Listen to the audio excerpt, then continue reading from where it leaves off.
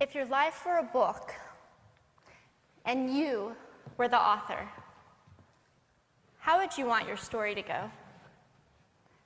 That's the question that changed my life forever. Growing up in the hot Las Vegas desert, all I wanted was to be free. I would daydream about traveling the world, living in a place where it snowed, and I would picture all of the stories that I would go on to tell. At the age of 19, the day after I graduated high school, I moved to a place where it snowed, and I became a massage therapist. With this job, all I needed were my hands and my massage table by my side, and I could go anywhere. For the first time in my life, I felt free, independent, and completely in control of my life. That is, until my life took a detour. I went home from work early one day with what I thought was the flu, and less than 24 hours later, I was in the hospital on life support with less than a 2% chance of living. It wasn't until days later, as I lay in a coma, that the doctors diagnosed me with bacterial meningitis, a vaccine-preventable blood infection. Over the course of 2.5 months, I lost my spleen, my kidneys, the hearing in my left ear, and both of my legs below the knee.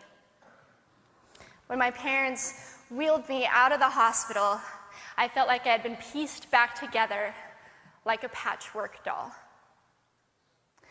I thought the worst was over until weeks later when I saw my new legs for the first time. The calves were bulky blocks of metal with pipes bolted together for the ankles, and a yellow rubber foot with the raised rubber line from the toe to the ankle to look like a vein. I didn't know what to expect, but I wasn't expecting that. With my mom by my side and tears streaming down our faces, I strapped on these chunky legs and I stood up. They were so painful and so confining that all I could think was, how am I ever going to travel the world in these things? How was I ever going to live the life full of adventure and stories as I always wanted? And how was I going to snowboard again? That day, I went home, I crawled into bed, and this is what my life looked like for the next few months. Me passed out, escaping from reality, with my legs resting by my side.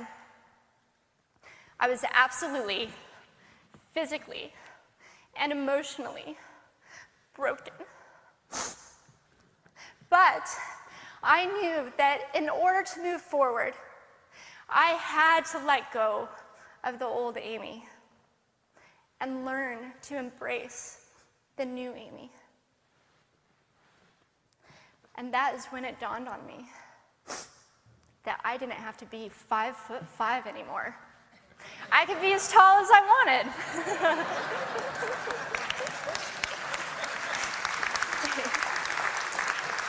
Or as short as I wanted, depending on who I was dating. And if I snowboarded again, my feet aren't going to get cold. And best of all, I thought, I can make my feet the size of all the shoes that are on the sales rack. And I did. So there were benefits here. It was this moment that I asked myself that life-defining question.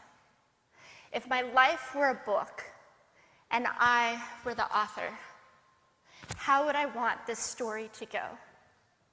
And I began to daydream. I daydreamed like I did as a little girl.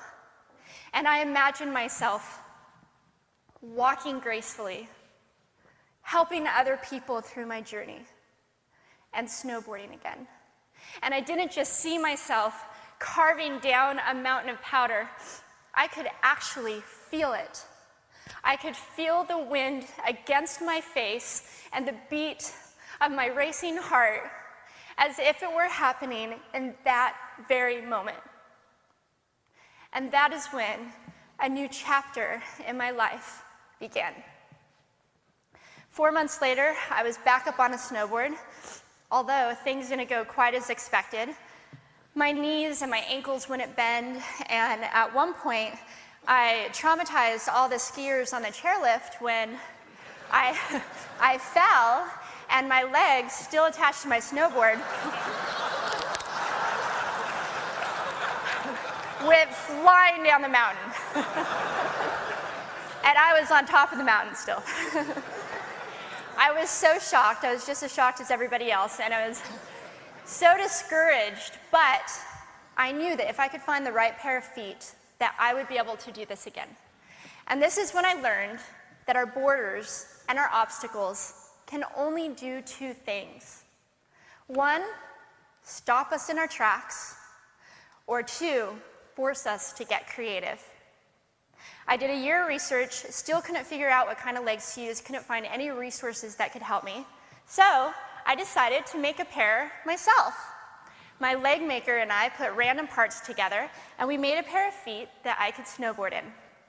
As you can see, rusted bolts, rubber, wood, and neon pink duct tape. And yes, I can change my toenail polish. It was these legs and the best 21st birthday gift I could ever receive, a new kidney from my dad, that allowed me to follow my dreams again. I started snowboarding, then I went back to work, then I went back to school. Then in 2005, I co-founded a nonprofit organization for youth and young adults with physical disabilities so they could get involved with action sports. From there, I had the opportunity to go to South Africa, where I helped to put shoes on thousands of children's feet so they could attend school. And just this past February, I won 2 back-to-back World Cup gold medals. Thank you.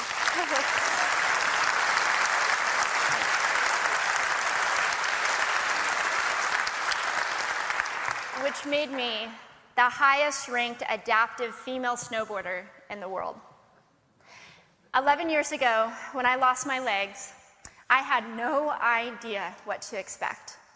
But if you asked me today if I would ever want to change my situation, I would have to say no. Because my legs haven't disabled me. If anything, they've enabled me. They've forced me to rely on my imagination and to believe in the possibilities. And that's why I believe that our imaginations can be used as tools for breaking through borders. Because in our minds, we can do anything, and we can be anything. It's believing in those dreams and facing our fears head on that allows us to live our lives beyond our limits. And although today is about innovation without borders, I have to say that in my life, innovation has only been possible because of my borders. I've learned that borders are where the actual ends, but also where the imagination and the story begins. So the thought that I would like to challenge you with today is that maybe instead of looking at our challenges and our limitations as something negative or bad, we can begin to look at them as blessings. Magnificent gifts that can be used to ignite our imaginations and help us go further than we ever knew we could go. It's not about breaking down borders. It's about pushing off of them and seeing what amazing places they might bring us. Thank you.